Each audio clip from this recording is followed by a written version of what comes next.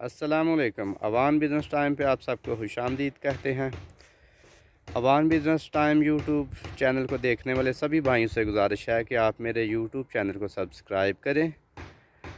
अभी मैं कुछ देर पहले जो है ना एबटाबाद आया था, उसके बाद अब मैं शिमला पहाड़ी के ऊपर जा रहा हूँ।